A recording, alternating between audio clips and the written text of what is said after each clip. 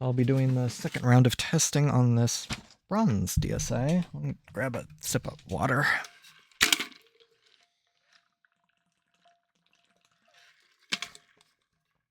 And I should also tack on XL to the back of that. It's hopefully somewhat obvious that it's an XL. Wow. No, it isn't obvious that it's an XL because it's an LL, but XL, LL, it's all the same. Just one's Japanese. Ooh, look at this. Oh yeah, I remember this one. So the charger cut out. I bent up the prongs a little. I don't know if those prongs will stay bent up. If they're like fatigued a little, they might just rebend down really easily. Trouble reading Zuzu. So that's one game card out of 20. Which the average is telling me that that game card slot is perfectly fine if it's just having problems with one game card. Let me bring up my digital records here.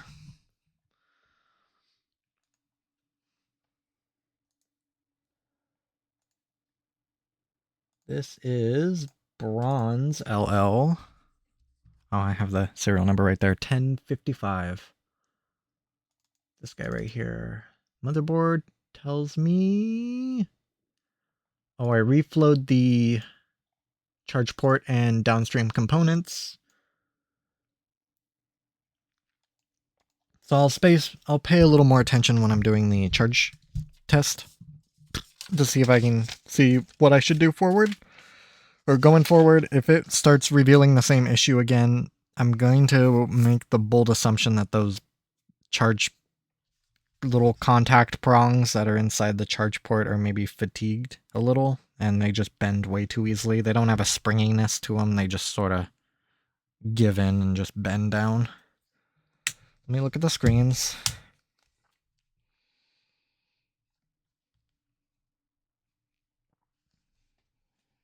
Bottom screen's a little more blue, but it's not bad at all. Looks like this had a profile on it, but there's no images, so I don't really need to reset it. Well, I won't reset it until I actually get it all packaged up. So I'll start with a tactile button test. Use an R4 card and a piece of homebrew software to do so. OEM digitizer, nice.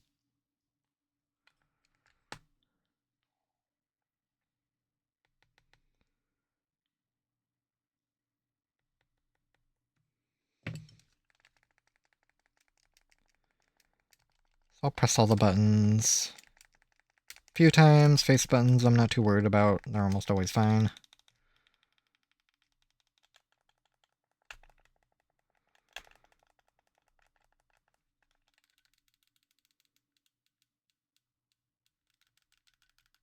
Shoulder buttons tend to be the problems, so I try to spend more time with them.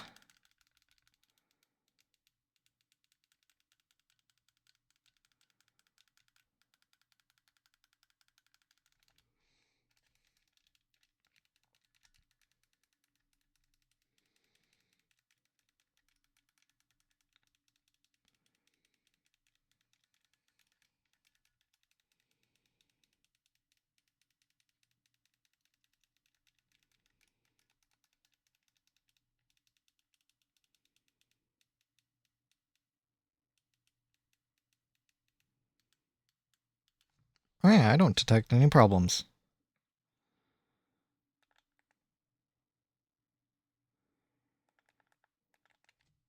Do touchscreen test next. Have another piece of homebrew software that turns the bottom screen into a sketch pad.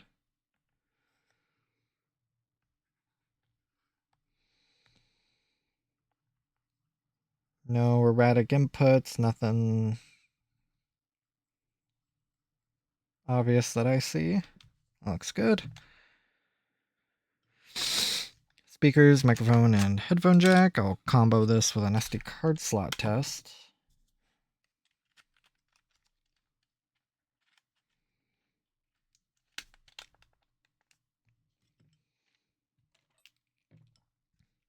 Preemptively grab my earbuds. volume up and down. The little system is responding. La la la la. Voice kind of broke there at the end. Don't detect any buzzing. Records my voice just fine. Reads my SD card, sees the song. I'm gonna listen to both speakers and both earbuds to see if the audio is coming through on both, or on all four, I should say.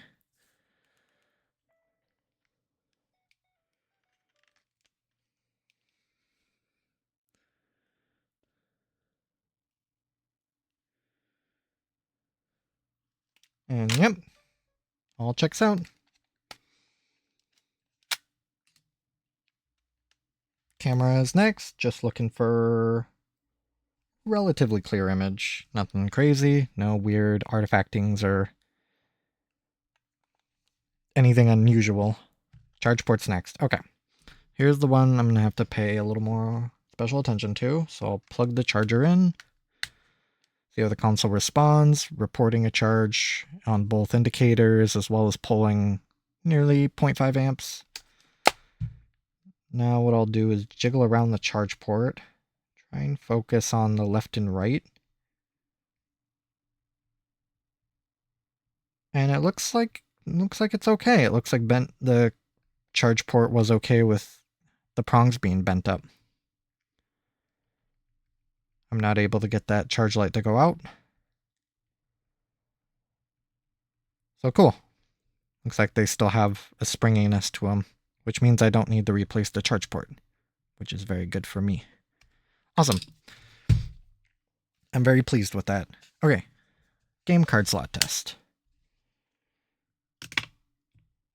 So what I'll do is insert, well, I'll kind of explain it as I'm just sort of rattling through these. I'll insert the game card like normal, see if it shows up.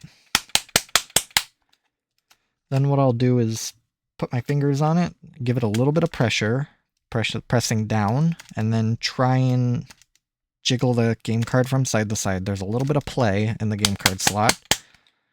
See if the game card disconnects. Then I'll start pushing down on the game card until I hit the ejection point where the game card slot will click. And then that's how you know that it's ejecting the card. And I'll press even more down until I actually bottom it out in the game card slot. All of this to see if the game card will just disconnect for just like a fraction of a second, because it's not supposed to. And then if all that's good, I'll usually do that test 3 or so times, which is why every time you're seeing it disconnect is because I eject the card out and put the game card back in. After the 3 or so times I do that, I'll then smack the console against my open palm. And also looking to see if the game card will just vanish.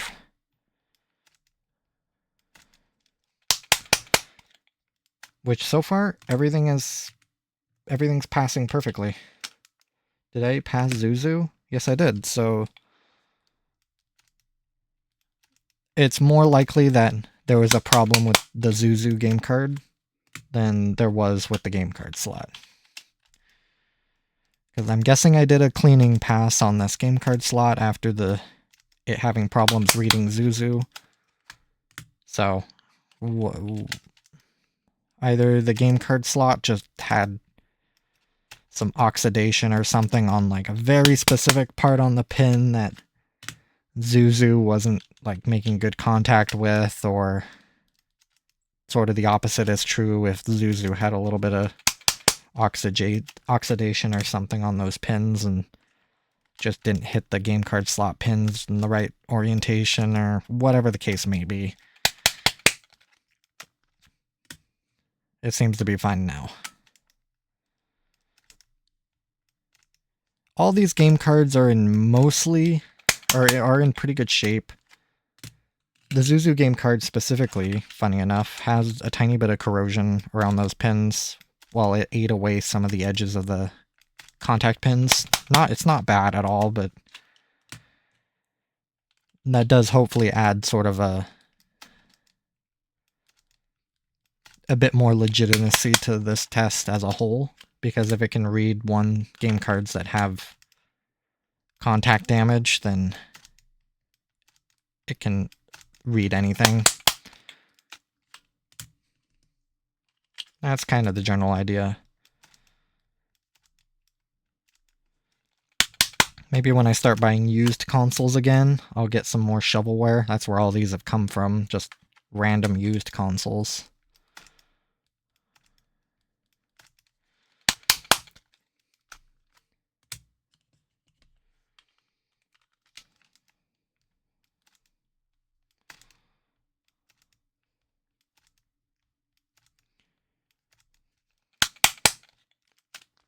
It'd be cool to get a used console that had a really bad game card in it. Maybe I should just buy water damaged consoles.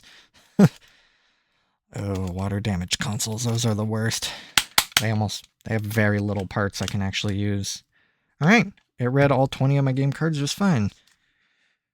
The last test I need to perform on these consoles is the Wi-Fi test, but that has to wait until the last test because I can't connect any of these game consoles to my current Wi-Fi network because it's way too new.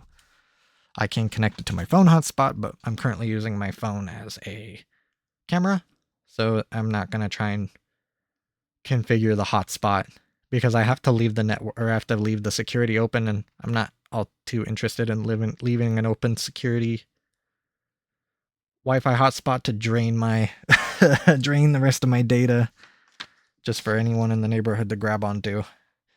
Anyway, oh, I didn't even do the most satisfying part. Silly me. That's what happens when I do a bunch of these in a row. Passes test 2. Ready for final testing. Sometime next week. Well, I guess at this rate, it'll probably be like Friday or something by the time I get to this console. Anyway, on to the next one.